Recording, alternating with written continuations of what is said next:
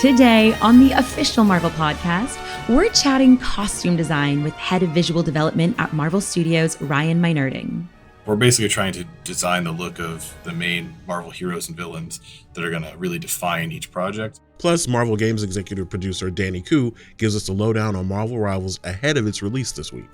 Ultimately, we landed on, hey, why don't we create our own 6 versus 6 video games that star all our greatest superheroes and villains? And we're catching up on Marvel Animation's What If in advance of the Season 3 premiere. I'm Ray Lowe. I'm Quinn Lamar. And this is the official Marvel podcast.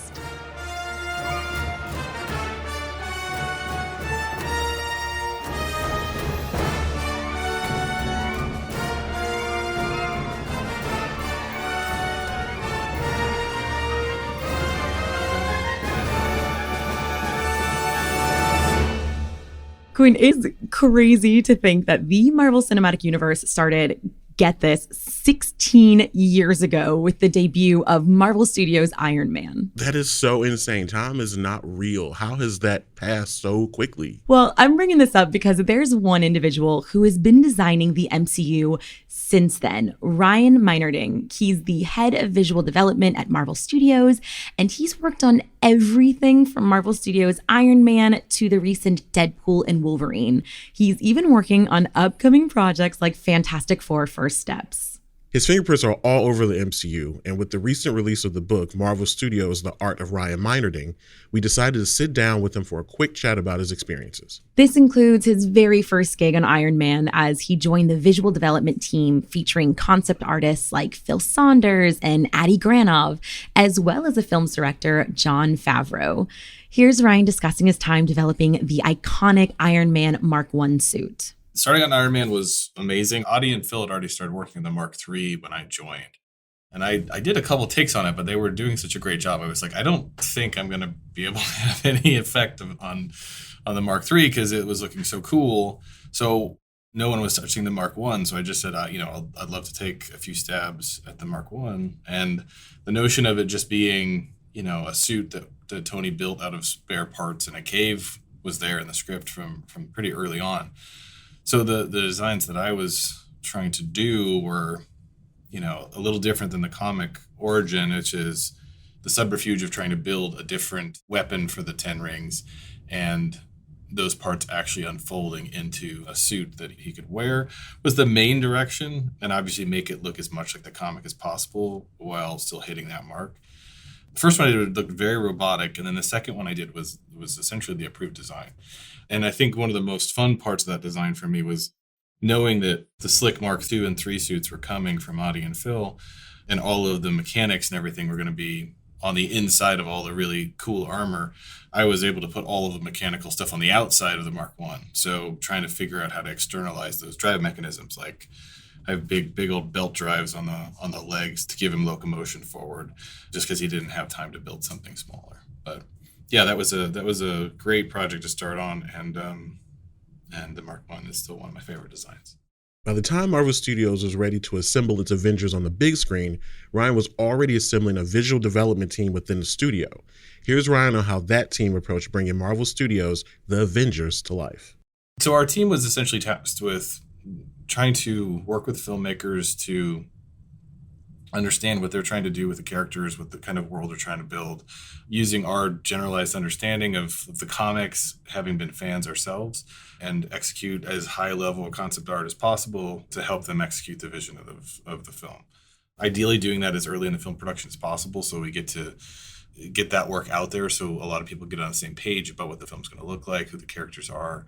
One of the great things about Marvel characters is there's so many iterations of them through the comics, so many great artists have worked on them, as well as so many different takes on those characters. And knowing that you have that wealth of, resource to go back and look at, but also knowing that as many takes as exist in the comics, we could also do that many takes that filmmakers could want, that kind of different approach to the film they're going to make. So we're constantly referencing that stuff and trying to bring the essence of the characters through those different takes into the work that the concept art that's going to hopefully inspire the film. So, I mean, to sum that up, we're basically trying to design the look of the main Marvel heroes and villains that are going to really define each project, as well as come up with keyframe illustrations that are going to hopefully encapsulate the notion of what each project is. In terms of the collaboration process with filmmakers, Ryan says that it's different every time. Sometimes we're brought on a long time before the movie is going to, actually start pre-production.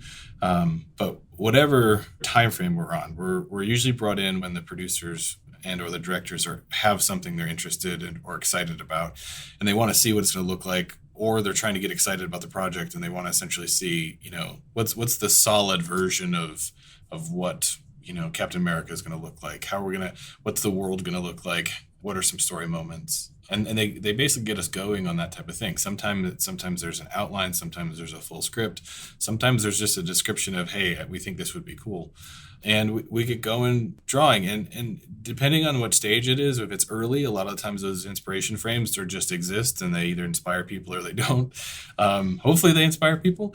When we're getting close to pre-production, we'll have something closer to a really solid script, and we'll get drawing the characters as directed by the directors and producers based on their notes. What are they interested in seeing? What version of the characters? How many?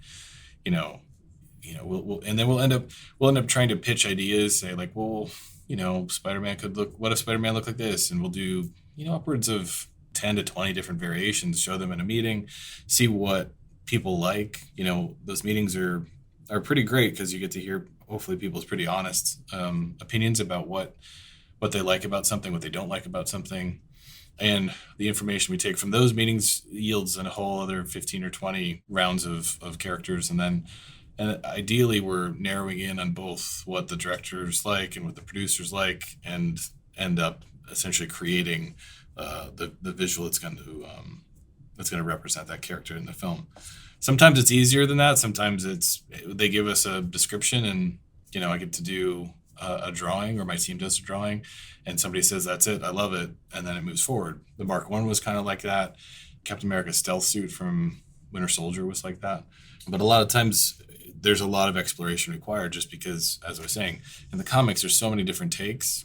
There's so many different versions of characters that exist. They're all wonderful. And a lot of times other characters are just more conceptually challenging. Like designing Ego is a hard thing to accomplish. He's not a character that translates to film very, very easily or directly. You have to understand how he's going to be used. You got to understand what the director wants to do with him. You got to understand how he's supposed to resonate with the other characters, and that stuff takes some time to figure out, and it takes usually lots of versions to try and land. It's clear that Ryan loves the work he does, but having been a Marvel fan prior to joining the team, well, I'll let him explain.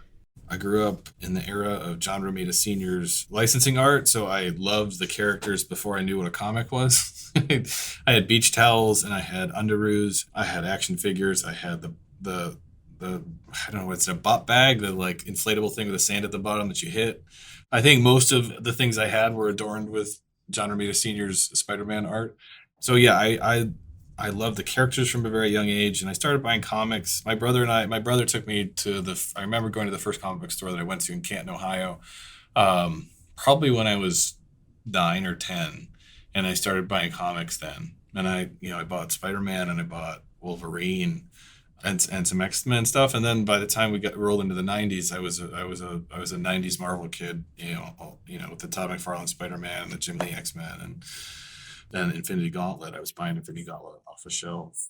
That was a fun time to grow up. It was a fun time to be going to comic book stores. And it was a fun time to be excited about Marvel and Marvel characters. According to Ryan, comic book artists like John Romita Sr., Todd McFarlane, Jim Lee, they've all helped shape his art and designs. They do, in ways that sometimes I'm more passionate about certain designs than I should be, just because I love that version of the character. Or when I got to work on Spider-Man, the very first thing that I wanted to do was do a version of the John Romita Sr. Spider-Man head, and other inspirations for the suit as well. But the look that we were trying to do for all of the Spider-Man movies that Marvel Studios has worked on, at least the ones that I have been part of, have all been trying to achieve what he drew so beautifully with his head and the different emotions that would come out of the way he would draw eyes, the Spider-Man eyes. And a lot of the movement in what we tried to do with that design was also centered around the inspiration of his work and other artists like Humberto Ramos and stuff. So yeah, I definitely have characters that I love just because I love the characters, and I have characters that I love because of artists, and then there's artists that I just love in general. Like John Romita Sr. obviously is a huge inspiration. For Captain America, I read The Adventures of Captain America that was drawn by Kevin Maguire in the 90s, and I loved that book. I bought multiple copies of that whole run throughout the years. I think that was somehow the version of Captain America that spoke to me. And the way that he drew faces were so solid and so expressive that I just keep going back to that book and looking at it again and again.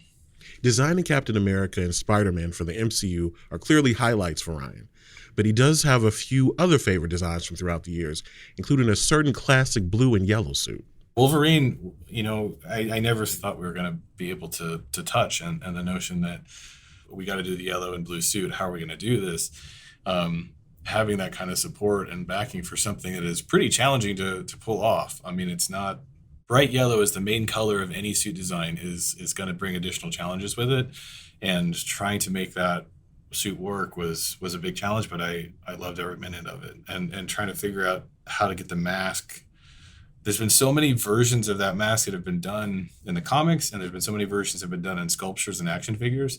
But the fact that there was never a live action version that was on Hugh or on anybody else was crazy to me, but it also was a huge opportunity to try and really nail it. And I don't know, it was a lot of fun, and it was challenging. It's a lot of hard work, but I'm really excited about that design.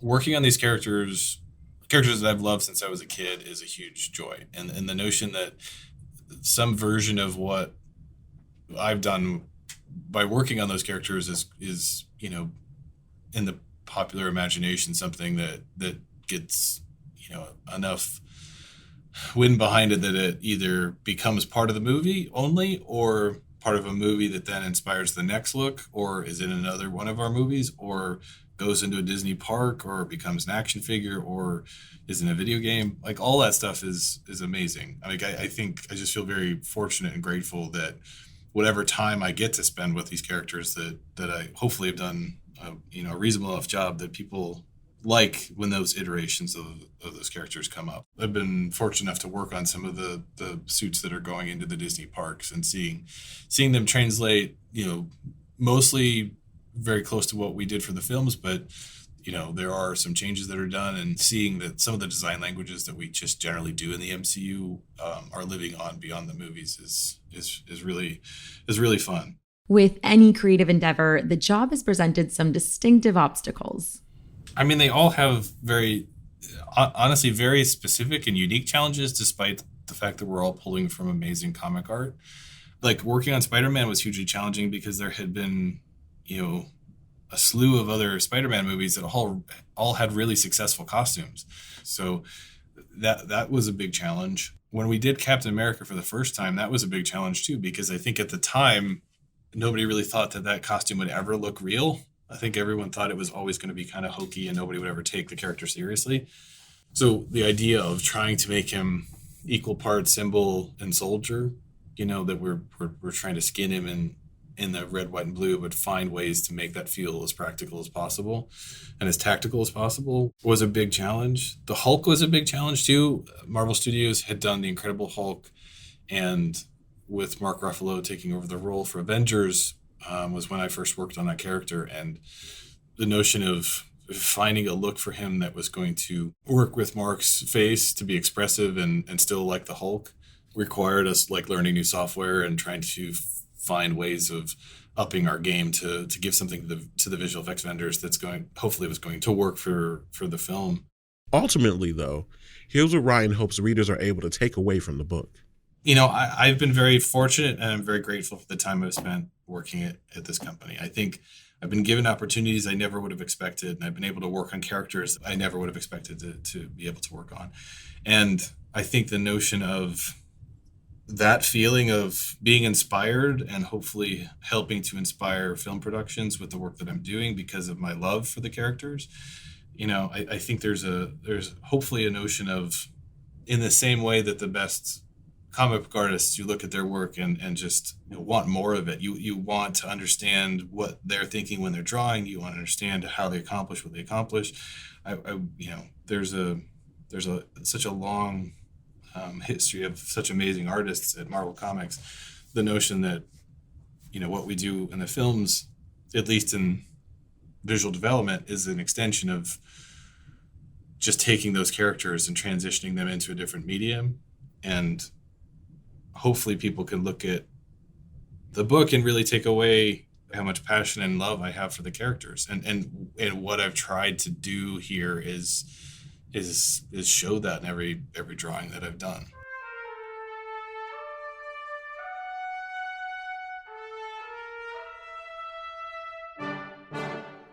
Like what a dream job, right? Like not only do you get to help design and build the MCU, but you also get to work with these like incredible people. I know, and you are responsible for literally what people go out and cosplay for the rest of their lives.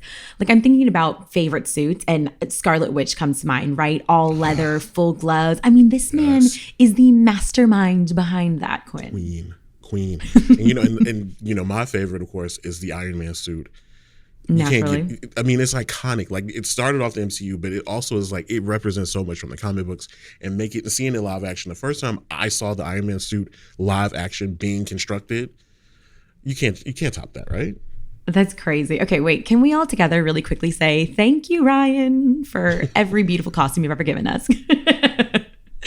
Well, speaking of suits, Quinn, I learned that there are going to be a ton of customizable looks available in the upcoming Marvel Rivals. In fact, I got to speak with Marvel Games executive producer Danny Koo and learn everything about the video game's launch later this week. Let's take a listen.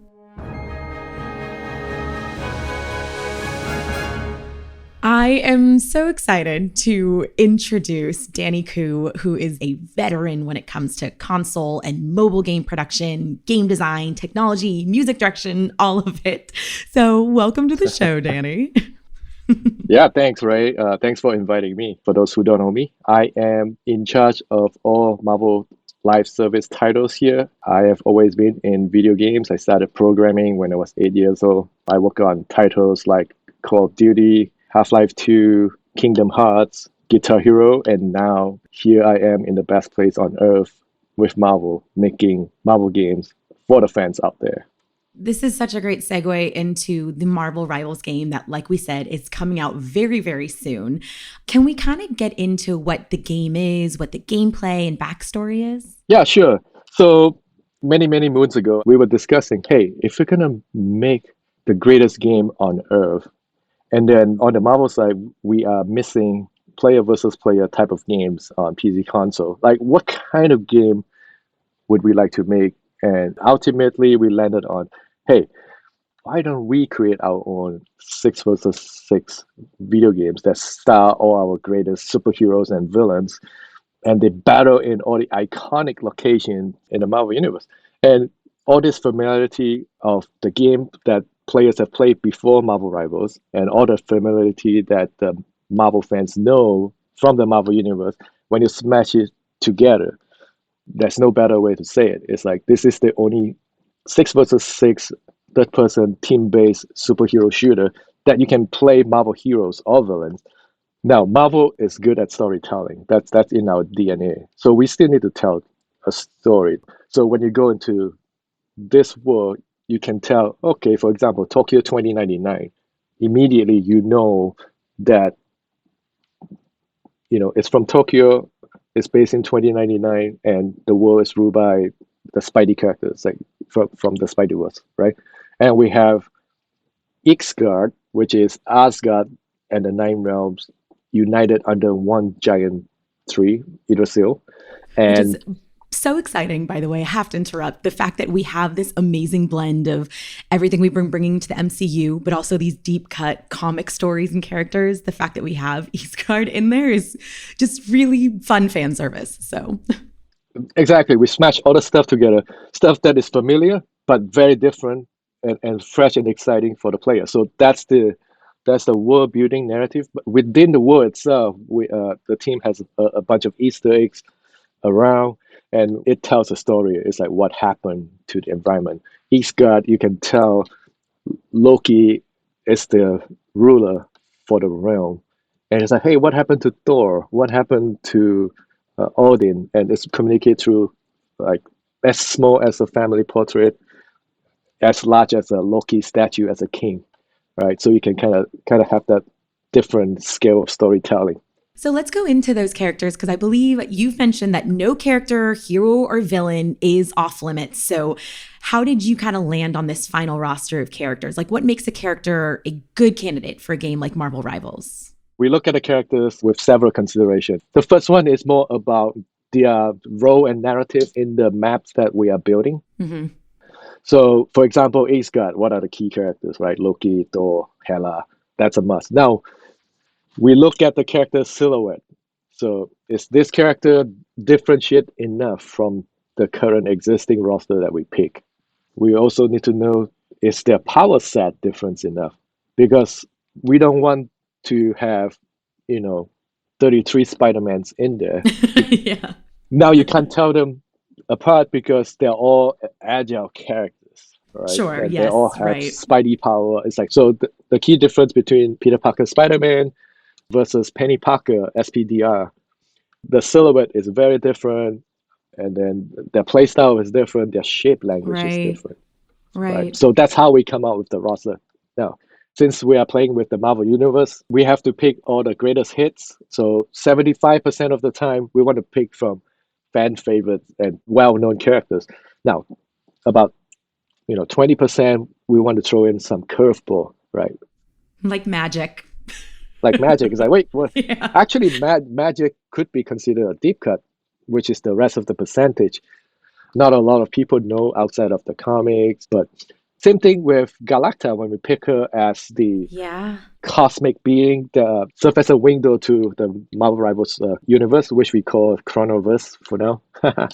She's a character created back in 2010, has a limited time series comic, and the story is like we have been using a lot of cosmic being like the Watchers to kind of set up the world. We want someone that matched the energetic art style, almost anime-like quality of the game. Then we found Galacta, which is perfect fit. She has never been used in our Marvel games. She has never been talked about since 2010. So we decided to bring her back, and now everyone fall in love with Galacta. I was just going to mention how we have the Peach Momoko Marvel Rivals variant cover for Fantastic Four number 28 that's going to be coming out, and it features Galacta and Jeff the Land Shark. Oh, yeah. It's just adorable to look at, and it feels like it matches that new gameplay style. Oh, yeah, totally. Jeff is one of those characters that is curveball, and also, Yeah. and now we're bringing Jeff fully 3D, and he's not bipedal like the rest of the characters. Like Right. But he can climb walls, which is crazy to exactly me. That's the best part. That's amazing, right? And Jeff is the kind of character where you want to dress Yeah. Jeff up in whatever you want, and Jeff is the kind of character that you can put anything on Jeff, and he's still gonna look very cute. Okay, are you giving me some greater Easter eggs about skins, like possible teasing of skins for the game? Because we know that one of the fun aspects of Marvel Heroes is their varied histories, right? They come in so many different variations, and part of that can be seen in the different costumes they've worn throughout the years. So can players expect multiple skins in the game, be able to unlock those in the future? Yes, so the skins for every character, if they have it, it's going to be inspired by the comics, and we update it to the modern times that fit the Marvel Rival style. There's going to be skins inspired by the Marvel Cinematic Universe. We have great partnership with Marvel Studios to get those inspiration going. We also have all original, new, and exciting costumes in the game. So at launch, player can expect to be able to pick up their favorite costume for their characters. Yeah. I love that so much. Do you have any favorite characters yet or favorite team ups that you've been able to play with? Yeah, my favorite team up it's Lunasto Nemo Jeff with the ice buff. Also, Groot, Rocket, and Jeff, because both Rocket and Jeff can climb on Groot. I was gonna say I've discovered that before with Rocket. I wasn't sure if it was more characters. Okay, cool. Yes, yeah, Jeff can climb on Groot. Basically, he doesn't have to move. He will concentrate on healing other characters or reach places that he can't reach because of the height. Yeah, actually, that's probably the better parts. It's when you're trying to like jump up to something, you're like, just jump on Groot, he'll get you there. Exactly. Out of this entire process, what excites you most about the release of Marvel Rivals? The takeaway is this is one of the unicorn game, if you will, special, because Marvel is a Western IP. And we have developers from the East working on it. So they're bringing the Eastern sensibility design and merge it with their Western style design. And you can see it's very fresh. We've never seen this kind of art style in Marvel games. Yeah. Very excited for that. That's number one. Number two is this game has the potential to unite all the Marvel fans that is playing this game to be lifelong friends or friendly rivalries. We hope through this game, player can find joy talking about Marvel every day, even while they're playing. And through this game, I am excited that we are able to continuing support our Marvel universe as a whole, continue bringing new and exciting content, locations, even new narrative. Now, I want to touch on every season, the narrative changes. That could mean new team up, new heroes, new rivalries forming, new friendship and bond. So we are excited to continue this story and tell exciting new narrative through Marvel Rivals in this universe. And if you can't wait, you can actually preload the game right now. So don't wait till launch to download the game. Oh, perfect. Thank you so much, Danny.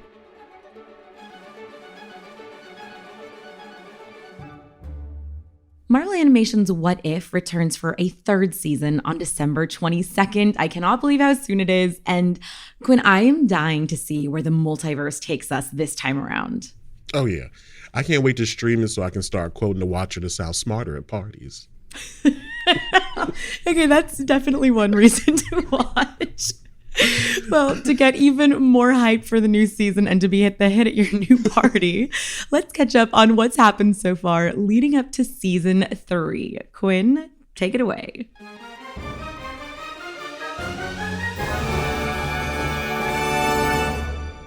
The Watcher is a cosmic alien being that serves as the narrator in Marvel Animation's What If. As his name suggests, the Watcher has only one guideline. I observe all that transpires here, but I do not, cannot, will not interfere. Even when bearing witness to the end of an entire universe, the Watcher remains cool and holds fast to his principles. Mostly. For example, when the Watcher observes the collapse of a universe at the hands of Strange Supreme, a Doctor Strange desperate to save the love of his life, the Watcher does not stop the destruction, but he does scold the power-mad Strange variant. Honestly, if I could fix this, if I could punish you instead, I would. But I can't interfere. You, more than anyone else, should understand that meddling with time and events only leads to more destruction. Okay, so maybe speaking directly to Strange is breaking the rules a bit. But besides that momentary lapse, seemingly nothing can change the Watcher's unwavering dedication to his mission. But what if the Watcher got really invested in a particular universe and just couldn't bear to see it fall to ruin? Oh dear. Perhaps I spoke too soon. Hey, we've all got our TV shows that we watch from the edge of our seat, occasionally yelling at the characters to run or look out or don't trust them, they're a shape-shifting scroll. Well, it turns out when a murderous robot named Ultron nearly obliterates an entire reality, our friend the Watcher is deeply tempted to give a few surviving heroes a nudge towards a game-changing clue. Oh, you're so close. The answer is right there. I can show them. I can intervene. I could save the multiverse and so many, many lives. In this case, the Watcher holds back and resists temptation. The heroes find a path forward themselves, allowing the Watcher to return to doing what he does best, observing from his other dimensional lookout point. Crisis averted. until the overpowered Ultron finds a way to access the Watcher's vantage point, drags him from his safe place, and taunts him for his chosen path. The entire multiverse at your fingertips, and you spend all your time up there. Wow, isn't this more fun than just watching? And to be honest, it's a lot less creepy on your part. That confrontation hits a nerve with the Watcher.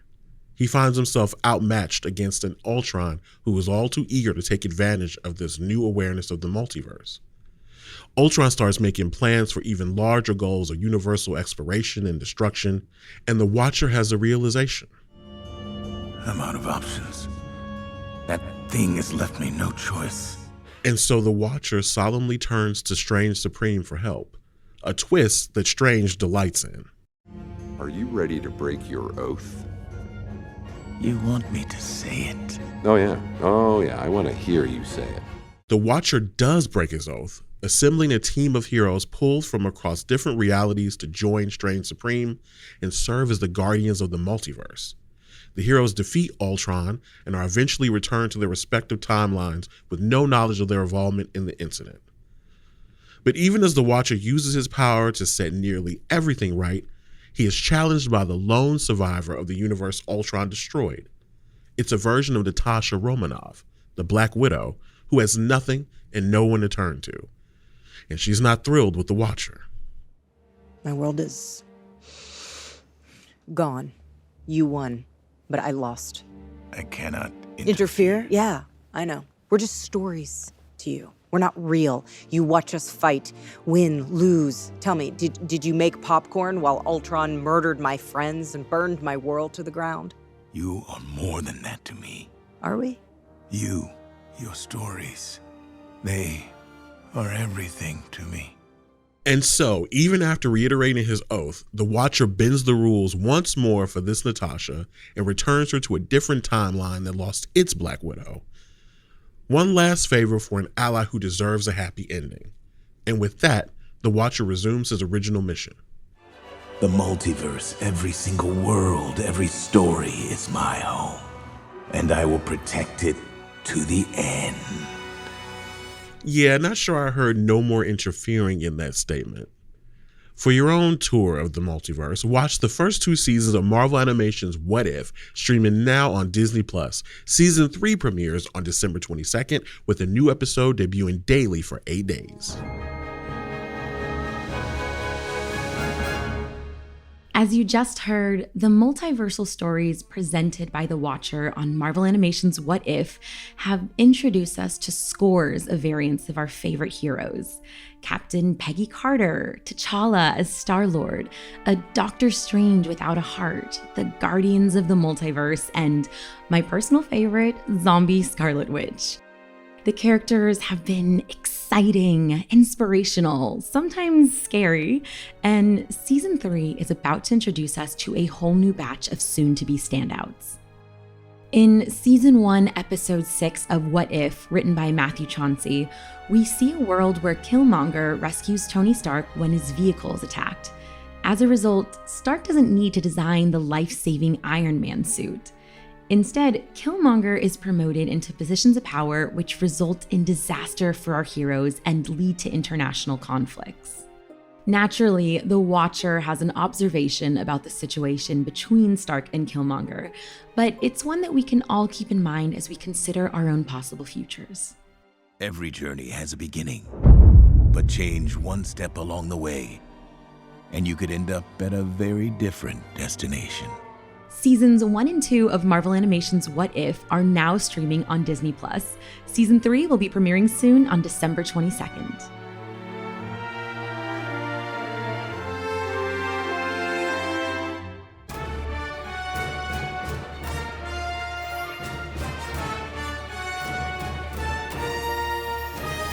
Next week on the official Marvel podcast, Loki Season 2 scribe Catherine Blair joins us to talk about her upcoming comic book series, TVA.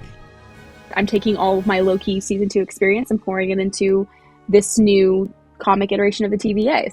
That's it for this episode. If you haven't already, make sure to leave us a review wherever you're listening. It helps other Marvel fans find the show. Yes, and make sure you're subscribed so you never miss a single episode. This episode was hosted by Raylo and myself, Quinn Lamar. Our producers are Jasmine Estrada and Anita Flores. With help from Senior Manager of Audio Production and Development, Brad Barton, and Production Manager, Emily Godfrey. Mixed by Rye Dorsey. Theme music by Ida Agbal. Executive producers are Larissa Rosen and Jesse Berger. Thanks for listening, and we'll see you next week. Bye.